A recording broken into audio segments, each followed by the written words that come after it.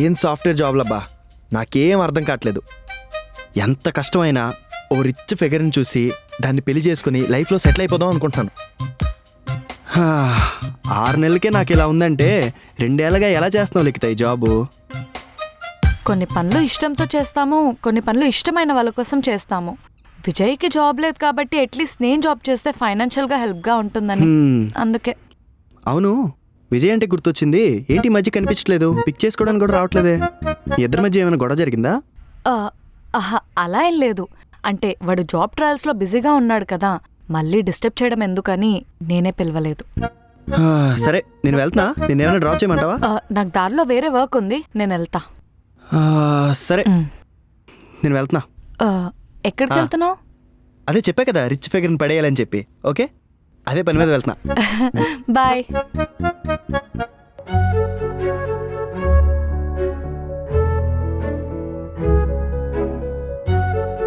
Bye.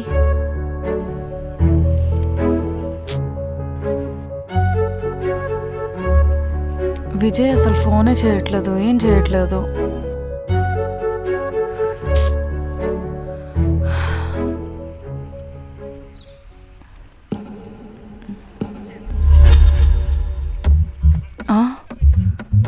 వీడేంటి నా వెనకాలే వస్తున్నట్టున్నాడు?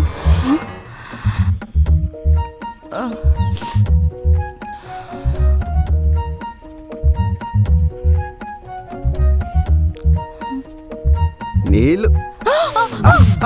అయ్యో అయ్యో పడుతుంది. అక్కలు కనపడట్లేదు. అయ్యో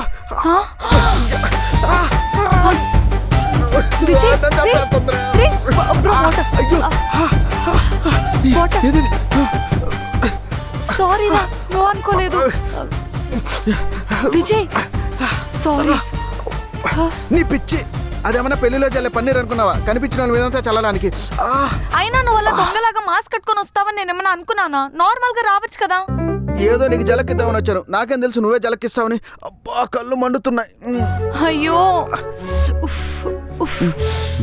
అయ్యో సారీ రా.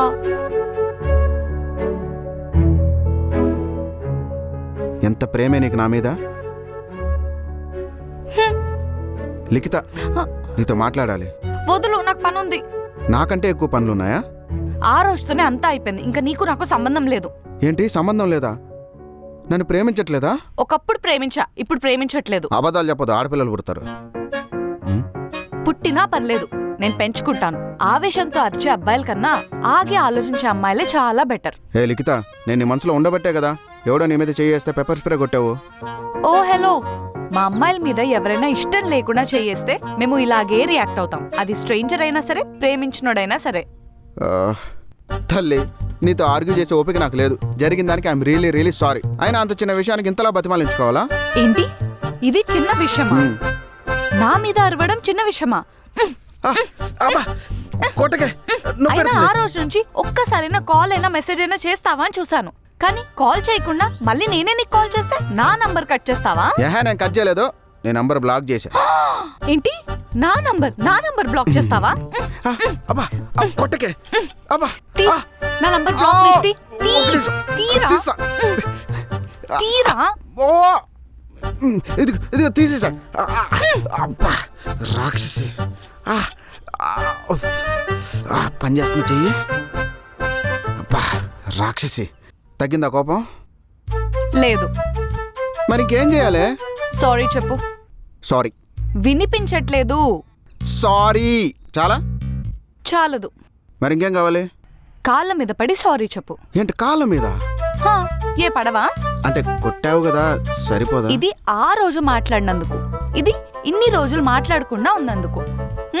తప్పదా? తప్పదు. అందరూ చూస్తున్నారే. చూడని, ఆ రోజు కూడా అందరూ చూస్తుండగానే అలా చేసావు కదా.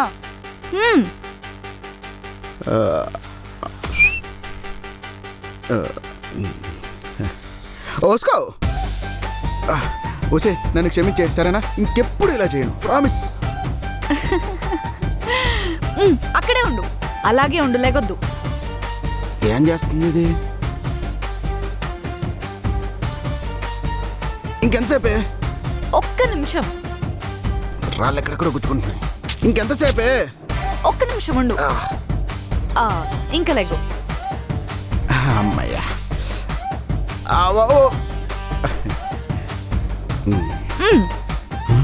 అమ్మదేనమ్మ, ఇది ఎప్పుడు తీసావే? అది సరదాకి తీసాను, స్వీట్ మెమరీగా ఉంటుందని. పెళ్ళైన తర్వాత పిల్లలకి చూపించవచ్చు. సరిపోయింది. అయినా ఇన్ని రోజులు నాకు కాల్ చేయకుండా ఏం పీకావు? నీకు గుడ్ న్యూస్. ఏంటి? చూపిస్తా ఉండు.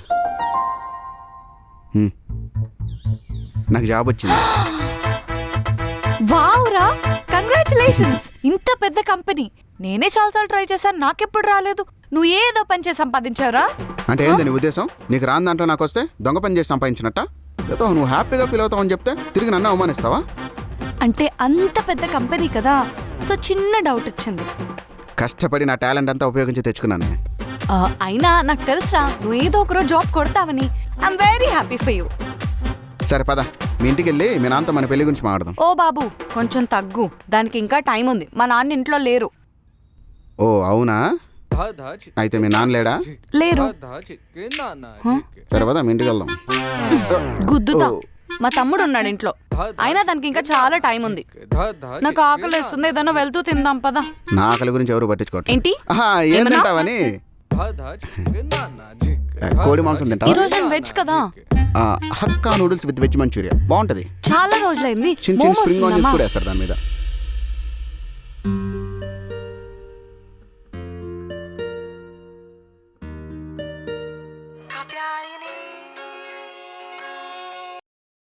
హలో, ఏం చేస్తున్నావురా? నేనా? ఇవాళ ఆఫీస్ ఫస్ట్ డే కదా, సో రెడీ అవుతున్నా. నీకొక విషయం చెప్పాలి. అవునా? ఏంటి చెప్పు. ఇలా కాదు, డైరెక్ట్గా కలిసి మాట్లాడుకుందాం. ఇప్పుడా? పోనీ ఆఫీస్ అయ్యాక ఈవినింగ్ కలుద్దామా? లేదురా, అర్జెంట్గా ఇప్పుడే మాట్లాడాలి. అవునా? సరే, ఓ పని చేయి, మన ఆఫీస్కి వెళ్ళే దారిలో కాఫీ షాప్ ఉంది కదా, అక్కడ కలుద్దాం. సరే.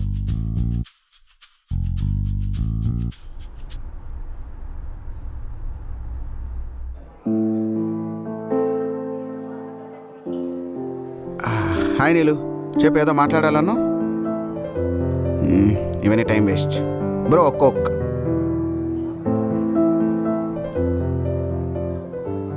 Hello madam. ఏంటి? బేసిక్గా డబ్బున్న వాళ్ళు చాలా హ్యాపీగా ఉంటారు, వాళ్ళకి ఏ కష్టాలు ఉండవంటారు కదా. అదేంటో నా లైఫ్లో మాత్రం ఎప్పుడు లోన్లీనెస్సే. ఇంట్లో అమ్మ నాన్న కూడా ఎప్పుడు బిజీగానే ఉంటారు బిజినెస్ మ్యాటర్లో. ఇంకా ఉన్న ఒక అన్నయ్య కూడా హయ్యర్ స్టడీస్ కోసం అబ్రాడ్ వెళ్ళిపోయాడు. అప్పటి నుంచి లైఫ్లో ఏదో మిస్ అవుతున్నానే ఫీలింగ్. నవ్వుకోవడానికైనా, 4 మాటలు మాట్లాడుకోవడానికైనా చుట్టూ ఎవరు ఉండేవాళ్ళు కాదు. అదేంటి, మీ ఇంట్లో వంటోళ్ళు, పనోళ్ళు, డ్రైవర్లు, క్లీనర్లు వీళ్ళందరూ ఉండేవాళ్ళు కదా. వాళ్ళు నా మీద గౌరవం చూపించగలరు కానీ ప్రేమను చూపించలేరు కదా. డబ్బుతో మనిషిని కొనగలచ్చు కానీ ప్రేమను కొనలేం కదా. ఇంకా నా స్కూలింగ్ అంటావా, డబ్బున్న అమ్మాయి అని ఎవరూ నాతో సరిగ్గా మాట్లాడేవాళ్ళు కాదు. ఉన్న ఒకళ్ళో ఇద్దరో కూడా ఆ డబ్బు కోసమే మాట్లాడేవాళ్ళు. అలా సాగిపోతున్న నా లైఫ్లో బీటెక్లో నువ్వు పరిచయం అయ్యావు. చాలా హ్యాపీగా ఉన్నాను. అసలు ఆ 4 years ఎలా గడిచిపోయిందో కూడా నాకు తెలియదు. ఆ 4 years అంత హ్యాపీగా ఉన్నానంటే ఇంకా లైఫ్ లాంగ్ ఎంత హ్యాపీగా ఉంటానో. అప్పుడే డిసైడ్ అయిపోయా, నేను నీతో లైఫ్ లాంగ్ ఉంటే చాలా హ్యాపీగా ఉంటానని.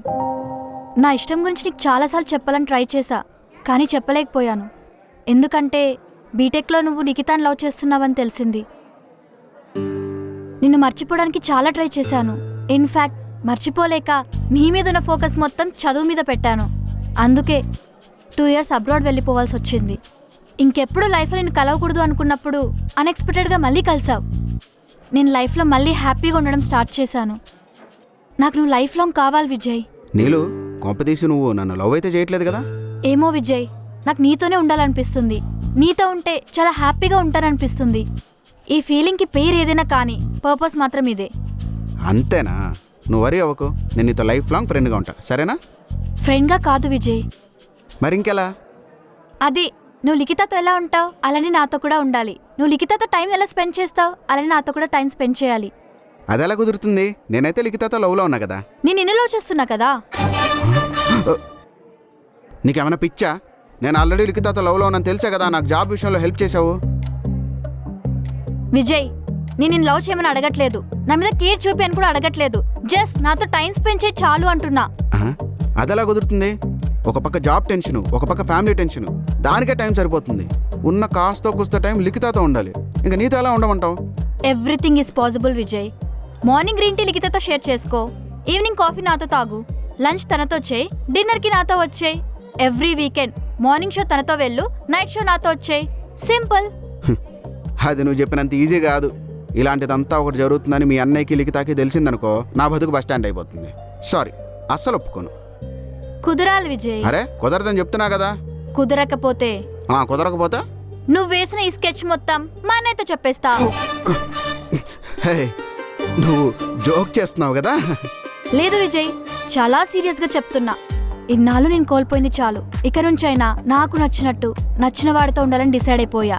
నువ్వు ఒప్పుకోలేదనుకో జాబ్ పోతుంది, నువ్వు మళ్ళీ మొదటికి వస్తావు. అది మీ మావయ్య ఉన్నాడే, నీకు జాబ్ లేకపోతే లిఖిత నీకు సచ్చినా ఇవ్వడు. సో నువ్వు పౌరుషంతో బయట వెళ్ళి జాబ్ చేయాలనుకున్నా బయట రష్యన్ నడుస్తుంది. బయట జాబ్ దొరకడం చాలా కష్టం నీకు తెలుసు అనుకుంటా. సో ఇప్పుడు నీకు నేను ఇచ్చే ఆప్షన్ తప్ప వేరే ఆప్షన్ లేదు. అమ్మదినమ్మా, ఇప్పుడు ఏం చేయాలి? ఇలా ఇరికిచ్చేసిందేంటి? ఏంటి నీళ్ళు ఇలా మాట్లాడతావు? అయినా మీ అన్నయ్య లైఫ్ లాంగ్ బాండ్ రాయించుకున్నాడు పర్మనెంట్ ఎంప్లాయీగా. నేను వెళ్ళిపోవడమే కానీ నన్ను ఎవడు బేకలేడు. నేను చెప్తే మా అన్నయ్య కంపెనీయే తీసేస్తాడు. ఆఫ్టర్ ఆల్ నిన్ను తీసేయడం ఎంత? విజయ్, మా నాన్న ఎప్పుడు నాకు ఒక మాట చెప్తుండేవాడు, లైఫ్ ఈజ్ లైక్ బిజినెస్ అని. మనకు కావాల్సింది ఎదుటి వాళ్ళు ఇవ్వాలంటే ఎదుటి వాళ్ళకి కావాల్సింది మనం ఇవ్వాలి. నీకు కావాల్సింది ఎప్పుడో ఇచ్చేసా, నౌ ఇట్స్ యువర్ టర్న్. బాగా ఆలోచించు. అయినా ఫస్ట్ డే అనుకుంటా, ఆలోచించడానికి చాలా టైం ఉంది. పెద్దగా వర్క్ ఏముండదులే. ఎంజాయ్.